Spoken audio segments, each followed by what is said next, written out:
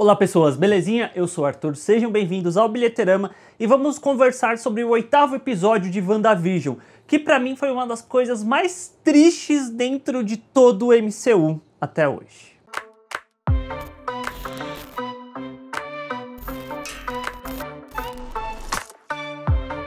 Mas antes, me ajude a chegar aos 100 mil inscritos. Se você ainda não faz parte do Bilheterama, assina aqui embaixo e deixa aquele like que isso ajuda demais. O episódio abre com uma cena do passado da Agatha em Salem em 1693, onde vemos de fato a Marvel abraçando a bruxaria, mostrando que a Agatha traiu o coven dela, roubando conhecimento e praticando arte maligna. E é uma cena muito interessante porque a Catherine Hahn, que interpreta a Agnes ou a Agatha Harkness, ela é muito boa na forma como ela faz essa sequência que você vê que ela tá pedindo por não, que as pessoas ajudem ela, que ensinem ela a usar a magia, mas ao mesmo tempo você vê quem ela realmente é, que ela fala, não, eu realmente fiz porque não fui eu que fiz isso, foi a magia que se dobrou a mim. E a sequência termina com ela sendo julgada, as bruxas usando a magia para condená-la, só que acaba rolando uma coisa que parte da própria Agatha, que faz com que ela meio que sugue a energia vital dessas outras bruxas que acabam caindo mortas, inclusive a própria mãe dela. E aí tem a sequência que ela vai e pega o broche, que a gente ficou a série toda, mas esse broche, o que é esse broche, o que é esse broche? Que é justamente a Ordem de Hecate, que é o símbolo que tem ligação direta com as bruxas, e aqui a gente vê tudo se convergindo para esse ponto. E voltando para o presente, toda a questão desse episódio é que a Agatha quer saber como que a Wanda conseguiu manipular tanta magia assim de uma vez, de onde que veio isso, como que ela conseguiu chegar nesse ponto. E a Wanda não tem noção, ela não tem esse conhecimento de magia, ela não tem essa ligação. E isso fica claro pra gente conforme o episódio vai passando, mas eu acho muito engraçado até como nesse começo rola um momento meio magias imperdoáveis de Harry Potter, do olho tonto lá no Harry Potter 5, talvez, a Ordem da Fênix, acho que é no 5º, que ele tá lá mostrando as magias imperdoáveis, e aqui a gente vê algo nesse estilo muito entre aspas, porque mostra a Agatha fazendo todas as magias que estão dentro de Westview, e ela mesma falando, não, porque isso aqui é algo simples, mas isso aqui exige anos de treino, anos de prática, e a Wanda conseguiu fazer tudo isso ao mesmo tempo, mostrando o quão poderosa ela é, e a Agatha quer saber de onde vem essa magia toda. E a partir desse ponto, a Agatha vai levar a Wanda a passar por memórias dela e por consequência a gente também, que é muito interessante porque acaba culminando num ponto que eu vou chegar nele, mas logo no começo a gente vê elas indo pra quando a Wanda era criança, junto com o irmão, junto com os pais, morando em Sokovia, e aí tem toda a questão dos sitcoms, porque que WandaVision tem a questão dos sitcoms, que remete a essa infância que a Wanda tinha, de assistir com o irmão e com os pais, de praticar o inglês, que é algo muito comum de pessoas que não moram nos Estados Unidos, que para aprender inglês assistem sitcoms, que é um estilo de narrativa muito fácil de você pegar inglês, e é até algo que a gente brasileiro mesmo fala, aprendi inglês com Friends, com How I Met Your Mother, porque é algo de fácil compreensão, que quanto mais você assiste, mais você vai pegando o que está sendo dito, e aí rola essa sequencinha que eles estão lá assistindo, todos felizes, o The Van Dyke Dick Show, só que esse momento tão tenro da infância da Wanda é interrompido justamente porque é o momento em que começa a cair as bombas da Stark Industries, e aí os pais morrem. É uma sequência que eu vi umas 3 vezes seguidas, assim, para pegar alguns prints para vocês verem, que toda vez que a bomba explode me dá um desconforto gigantesco, dá um sentimento ruim, e a gente vê justamente aquilo que ela e o Pietro falam em Era de Ultron, que eles ficaram escondidos por 2 dias, que a bomba acabou não explodindo, só que a bomba não explodiu, como a própria Agatha fala, por conta que a Wanda usou a magia da probabilidade, e por conta disso a bomba não explodiu, eles estavam seguros ali, que aí já começa a rolar esse retcon nas situações da história da Wanda que a gente acompanhou até então. E a questão da gente ver isso liga com o primeiro comercial lá do primeiro episódio, que tinha a torradeira Stark, que ficava lá pitando o vermelhozinho, que é o mesmo vermelho que fica pitando nessa bomba que acabou nunca explodindo. E aí passamos pelo primeiro trauma da vida da Wanda, que foi perder os pais, e aí a gente passa por uma segunda memória dela, que é no momento em que ela tem o primeiro contato lá com o cajado, o cetro, que tem a joia do infinito dentro, que é quando a gente achava que surgiu os poderes da Wanda, mas na verdade a gente vê que essa sequência mostra ela tendo esse contato com a joia,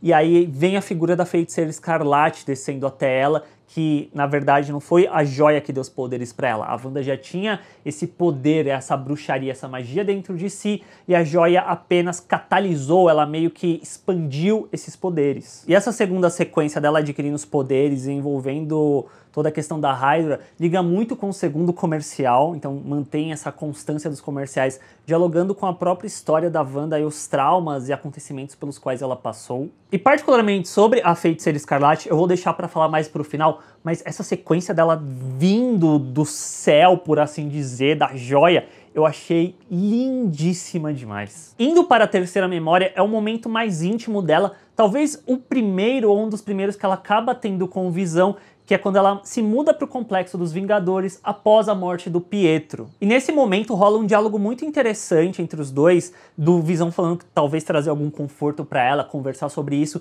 e a Wanda questiona, tipo, por que eu falar sobre isso vai trazer algum conforto, sobre eu falar a perda do meu irmão? Na verdade, vê-lo que traria algum conforto. Que eu acho que isso dialoga muito com a questão que a gente vê dentro de WandaVision, sobre a Wanda nunca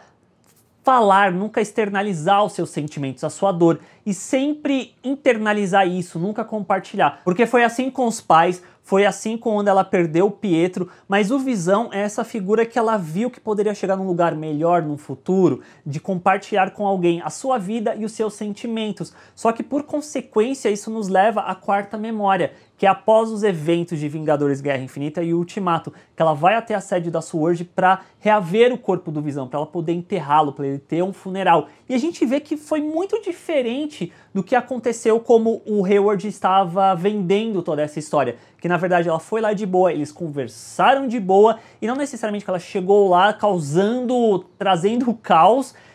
e levando, e raptando, e roubando o corpo do Visão dali, porque isso nunca aconteceu. O mais triste é a gente ver a reação não só da Wanda pelo que estão fazendo com o corpo do Visão, mas a falta de empatia extrema do Hayward para lidar com essa situação toda, dela falando que quer enterrar ele falando que não pode permitir isso, porque é uma arma de 3 bilhões de dólares em adamantio, eles têm essa responsabilidade ética e legal de estudar o corpo do Visão. O que, tipo, o Visão não é uma arma, como a própria Wanda diz. Ele era um ser, e é muito estranho que a SWORD tenha esse controle tão grande em torno dos restos mortais do corpo do Visão, que estava em Wakanda, pelo que eu me lembre, no final de Guerra Infinita. Mas o mais estranho disso tudo, além do fato do Hayward ser esse escroto que a gente já sabia, é a questão que ele fala, você tem o poder de trazer ele de volta, de colocá-lo de volta online. Como que o Hayward tem essa informação? Será que ele tem algum conhecimento muito grande do real poder da Wanda? Ou será que só foi uma forma dele falar isso para testá-la, para ver se ela conseguiria, de fato, trazer o Visão de volta à vida para algum interesse que o Hayward tinha? E aí a gente vê a Wanda indo até o Visão e ela não o sentindo, o que vai direto nos fios, nos sentimentos. E é muito... Gente, esse episódio de WandaVision é muito triste, porque dialoga muito com o final do Guerra Infinita, que o Visão pede pra ela matá-lo, pra destruir a joia e falar que tá tudo bem, que a única coisa que ele está sentindo é ela. Só que por consequência, nesse momento em WandaVision, a gente vê que ela não tá sentindo ele. E o episódio fica ainda mais triste porque a gente vê que ela simplesmente vai embora dali e vai até Westview, que de fato existe, porque ali seria o lugar onde ela e o Visão teriam uma casa, teriam um lar, eles seriam realmente uma família juntos. E ela perdeu isso também. Então nesse maior momento de dor, de tristeza que ela tá passando, ela explode, e nessa explosão de magia dela que surge essa versão perfeita de Westview, onde até mesmo dela surge esse Visão para eles poderem ter essa vida juntos. E aí no fim a gente vê que os gêmeos, o Billy e o Tommy, estão vivos, só que a Agatha tá usando a magia neles porque ela descobriu quem a Wanda é, que ela é uma Feiticeira Escarlate, não é que ela é a Feiticeira Escarlate. Porque nos quadrinhos tem toda a questão que a Feiticeira Escarlate, ela é meio que esse mito, como a própria Agnes fala, a Agatha fala, que não deveria existir, que tem a questão da magia do caos, e a Wanda é meio que essa encarnação atual da Feiticeira Escarlate, que é uma feiticeira extremamente poderosa. E eu acho que esse retcon na origem da Wanda, porque dizer, ela era esse milagre, era essa que não podia usar a palavra mutante, então estavam falando milagre. Só que eu gosto que ela talvez nem se torne mutante, ela seja justamente uma bruxa, esteja envolvida da magia, que foi um caminho que a própria Marvel seguiu nos quadrinhos mais recentemente. E tem uma história só da Wanda, que chama Feiticeira Escarlate, que vai ser lançada aqui no Brasil pela Panini em abril, que eu li a versão em inglês, que é muito legal porque eu consigo ver o vislumbre de onde pode ir a história da Wanda ainda mais pra frente, que dentro dessa HQ que é escrita pelo James Robinson, a gente acompanha a Feiticeira Escarlate lidando com a magia pelo mundo, porque a magia tá quebrada e ela tá tentando restaurar a magia, e no próprio processo disso, ela acaba conhecendo mais sobre o passado dela. E eu posso ver uma sequência de WandaVision, que não se chame WandaVision, mas Scarlet Witch talvez, da Wanda viajando pelo mundo atrás das suas origens e conhecendo mais sobre esse universo da bruxaria, que seria muito interessante. E por fim a sequência no meio dos créditos lá, que a gente vê o plano do Hayward, que era lá o projeto Catarata, que era trazer o Visão de volta online, e para isso ele só precisava da magia da Wanda, que ele estava com o drone, ele usou essa magia, e a gente vê que não é exatamente o Visão que a gente lembra, que a gente conhece, e sim um Visão todo branco. Esse visual remete diretamente a um arco dos quadrinhos de 1989, que é Os Vingadores da Costa Oeste, volume 2, que é um arco chamado Vision Quest, que o Visão acaba morrendo dentro dessa história. Eu não li, eu tô falando pelo que eu pesquisei, e aí essa morte desse Visão faz com que o Dr. Pym tente trazê-lo de volta, reconstruí-lo, ele consegue, mas não consegue trazer a personalidade do Visão de volta. E aí surge esse Visão branco, que não tem personalidade e não tem humanidade, ele é muito mais robótico. Porém, dentro dessa mesma história, mais pra frente, acabam descobrindo que os filhos da Wanda são fragmentos da alma do Mephisto. E assim, gente, eu não acho que o Mephisto vai aparecer dentro de WandaVision, porque falta um episódio para acabar, e toda a construção da série está convergindo para o fato de que foi a Wanda que fez isso, e a Agatha estava por trás porque ela queria descobrir como que a Wanda fez tudo isso, para talvez tentar alcançar essa magia e pegar essa magia para si. E aí o último episódio, que vai ser o series finale, a gente vai acompanhar a Agatha contra a Wanda e talvez a Mônica aí no meio, e do outro lado os Visões se enfrentando. Eu imagino que vai seguir por alguma coisa nesse estilo, ao mesmo tempo que eles têm que resolver o que vai acontecer com o Westview, que eu acredito que talvez a Redoma possa deixar de existir,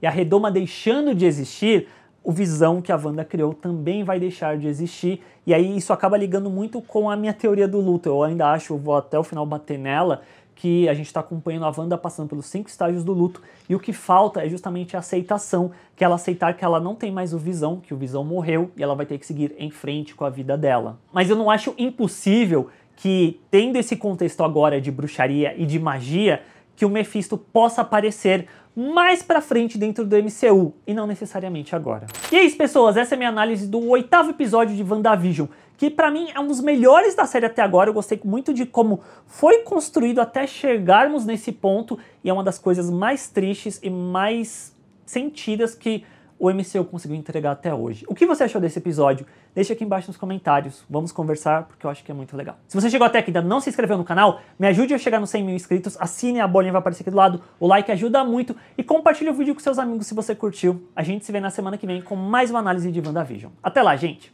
Tchau!